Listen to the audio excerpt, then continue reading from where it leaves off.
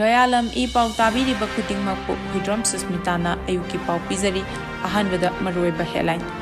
Kuki Militantsing na thamna popi akoibada Nongmei amadi bomb kapsinduna landarakpada army personnel ama Sokle Lomising labutagi samjik khainaduna Chenarakhre. Jiri bam Churchampur Kampopi amadi kakchingna chimbada operation chathaduna khutlai kaya marum phagat pangamkhre. Jiri bangi ucha thol amadi ngang popi mete khulda Kuki Militantsing na bomb amasung Nongmei masing khangdana kapsilakre. Manipur lengang na chakot tharangi thabak sing lepiraga Manipur kannaba thabak hana paikhetpiyu haina telem darana phungdorakli pau sandona pizari. Kuki Militantsing na thamna popi ge akoibada Nongmei amadi bomb kapsinduna landarakpada army personnel ama Sokle Lomi sing labuktagi samji khainaduna chingkhanarakhre. Kuki Militantsing na Manipur lengak amasung miyambu karisu leitana khanduna micham praja singi mathakta Nongmei amasung bomna chingba kapsinduna landaningba matamda yamna lainan landa silakni. Bisnupur district ki Kumbi police station gi wathalambi da chingthaktagi kaptharakpa Nongmei maruna panbadagi maunaha amal laikhidraba matungda nahan numidang amasung ngarang ayuk Imphal East district ki manung chelna lamlai asigi yangang popi police ki manung chelna leriba yangang popi santi khongbal thamna popi khulda Kuki Militantsing na bom amadi Nongmei kaptharaktuna akanba maungda landa silakre.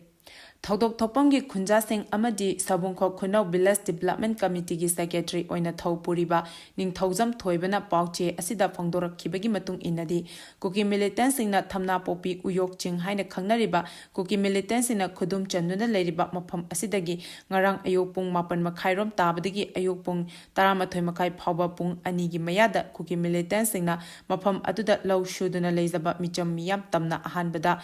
bom mari kaptharki masige matungda atat akham leitana Nongmei round kaya amasu kaptharki hari laibak phabadagi Kuki Militantsing na kaptharakpa bom sing adu lobuk yobang ngamdana chinyada pai pokhaiki Nongmei amadi bom kaptharakpa aduda mafam aduda leriba Central Security Force ki personnel amagi khutki sarukta Nongmei maruna pandona soki hari Khunjasing na phongdorakhibagi matung inadi lawrok pantha oibaga loinana ngarang Nongmaijing numit oibana labukta law kumduna thabak sugadoriba asi maitei ngakta oigani habasi khangduna Kuki Militantsing na atamnana law shuriba lawphamda Nongmei kapsinduna landa silakpa oigani Nongmei kapsilakpa aduna maram oiduna labukta law shuduna leiba khunja longmising labuktagi chengkhatnaraktuna safagadaba mafamsingda leikhi hari Nongmei kapsilakliba mafam aduda mathok tawduna leiba BSF amadi Mahar Regiment ke kambuna khut handuna nakal ani gi marakta ngaiha khuthonakhi Kuki sing na Nongmei kaptharakpa aduna maram oiduna thamna popi sana sabi sabungkho khunau gi mafam singda law yeinaba chatpa longmising law yeidana maikei salai khangdana Chenarakhre haina phongdokhi ngarang nutil pung 3 rom tarakpa matamdasu Kuki Militantsing na thamna popi uyok ching sang parengdagi Nongmei round 10 rom thamna popi maitei khulrom da kapsilakhi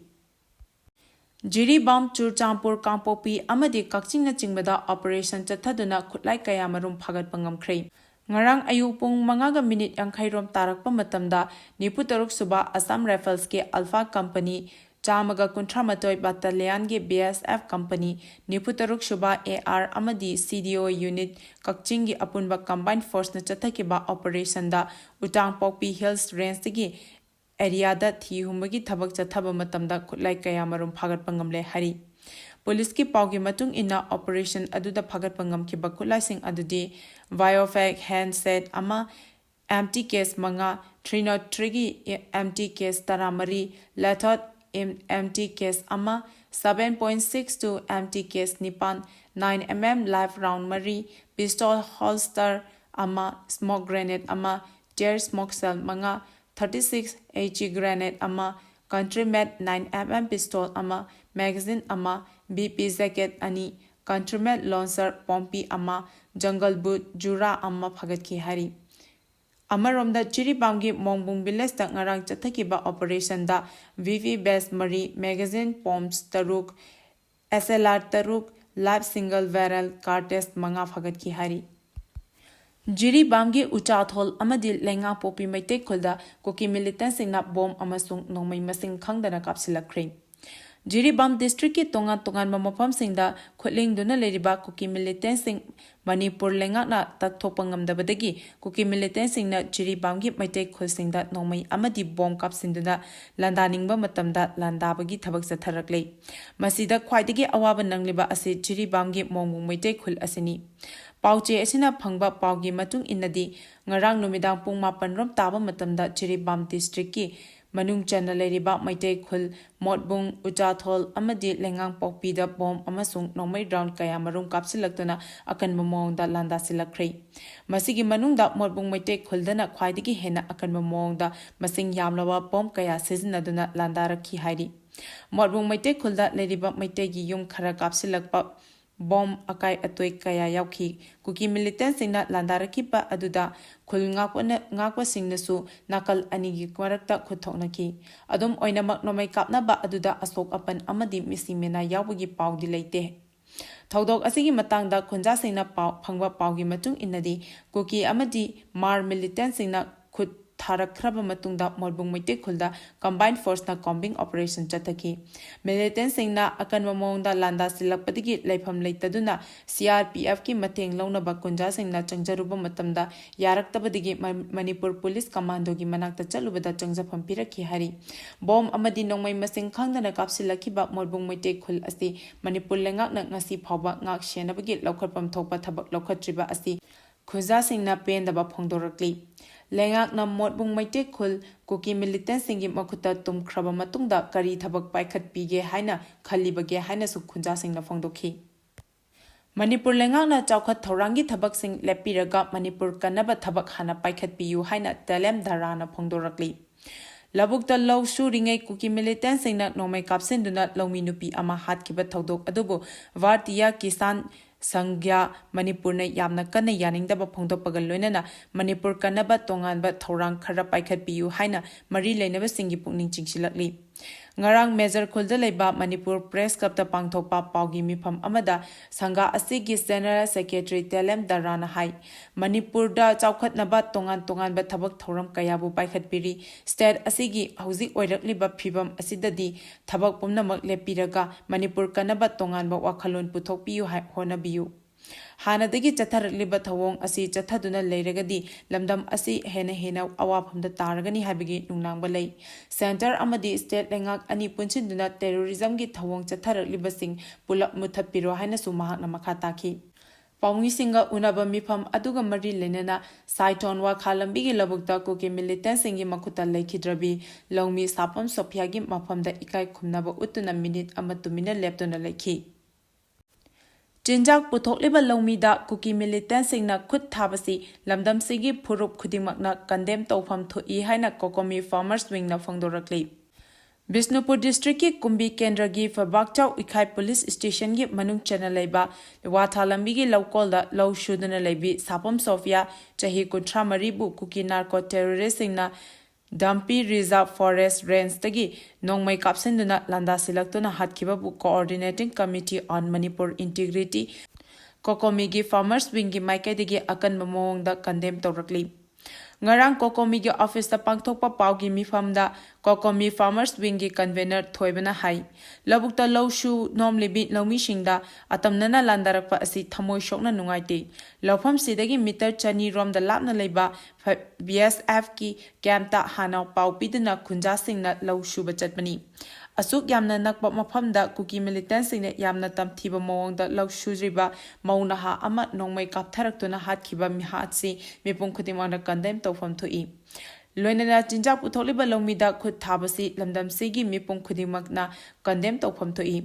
mahakna makhatana hai Kokomi gi teamna thodok thopam aduda chatuna yenglubada BSF ki security sina leiriba mawongda yamna thawoidaba amadi labs obagi mami chawna uba phangi Maduna maram oiraga Kuki Militantsing na chingthaktagi Nongmei kapsilaktuna law suzariba lawmi hatkibagi thodok asi thokpani thokiba thodok asigi daita lengakna pugadabani lawmi singna chinja puthoknaba law lokpa matamsida Kuki singna lawmi singda landarakpa asina lawmi singbu labukta kumduna law lokpa changmada mi paiba pokhale haina su mahakna makhatana phongdokhi Kuki terrorist-singna maitei-singbu ngayok chaphuda yokpa ngagum hatningba matamda hatlabasu center-na tumina yengduna leiba pende haina KMWO na phangdorakli.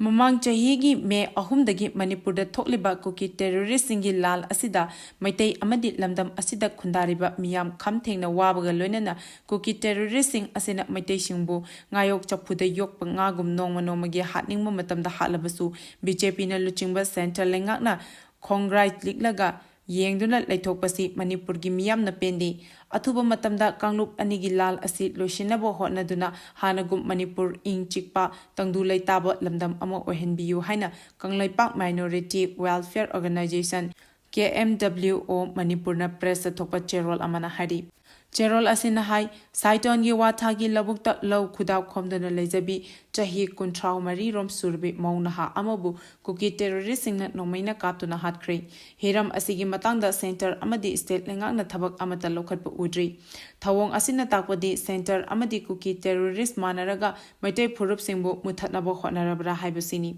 Masida sunatana haukiba tha kharagi mamangda phayenge manung chanba kautrukta mapamda laksabi maunaha amabu Kuki terrorist singi attack ta lekhidre asigumba kaya asi mari lenaba singna ngasi phaba action amata lokhatana lal asi maitei singbu aranba tahanduna lagri hari Kanglop anigi lal asi chahi amamakhai henjilakpaga loinana chingkhong chiya da leiba maitei khulsing law uba ngamnadre law khawba law yeiba hek kumbaga Kuki terrorist singna leptana Nongmei kapsinduna micham kaya mipai thabai hale Federation of Haumi Bisnupur Masalo Shangna Memorandum Pisingkre Haukiba September ani amasung marida Mizoram gi Chief Minister Laldu Homana USA gi Maryland amasung India Police ta mathangshina ngakhiba speech singda India gi National Integrity Sokpa amadi nung hanjinna yengbada Manipur gi Territorial Integrity Sokpa yaba wafam yawbana Federation of Haumi Bisnupur District Masalo Shangna Manipur gi Governor Chief Minister amasung Imphal Police ta Mizoram gi Chief Minister Laldu Homabu Third Schedule of Earth Taking ngaktaba amasung Constitution of India gi mayokta thabak tawbagidamak Vardiya Nardiya Sahitya BNS section singi makhada logi oiba thabak sing lokhat pinaba wakhat cherol sing pisingkre haina haumi gi masalo shang asigi convener Y Syam Kumar na thadorokpa cherol amana hari Relief camp singda wakat pam kre Hauzik Toliba Maitei Amadi Kuki Anigi Lal Asi Hauzik Power Loshin the Bagal Loinana Tongan Mapam Sing the Hangliba Relief Camp Sing that Ladiba Immense Sing that Wakan Mipam Duna Protest of Cray. Ngarang Center Amadi State Ngana Lal Asibu Loshin Bangamdana Relief Camp Sing the Ladiba Immense Sing Masamasagi Yumda Hanjil Han Bangamdaba Asigi Matangda Wakan Mipam Kiba Mapam Sing di Mandab Yumfam Relief Camp Kurkul Fayang High School Relief Camp Pumlau Kairoi High School Relief Camp amadi Tairen Pokpi Primary Relief Camp ni Ngarangi wakat mifam sing aduda ekhoibu kayam khuina Relief Camp ta lehengadoribano lengak na saba fabricated house ta leiba pamde ekhoi isagi leifamda leiba pami habana chingba kholaw sing lauki aroibada maru eba pau amuka hanna pizari Kuki Militantsing na thamna pokpigi akoibada Nongmei amadi bomb kapsinduna landarakpada army personnel ama Sokle longmising labuktagi samji khainaduna Chenarakhre Jiri bam churchampur kampopi amadi kakchingna chingmeda operation chathaduna khulai kaya marum phagat pangamkhre Jiri bamgi uchathol amadi lengang pokpi maitei khulda Kuki Militantsing na bomb amasung Nongmei masing khangdana kapsilakhre Manipur lengang na chawkhat thorangi thabak sing lepiraga Manipur kanaba thabak hana paikhat piyu haina telem darana phongdorakli matang asida ayuki pau piba loizare tabiriba khudingmakpo amuka hanna khurumjari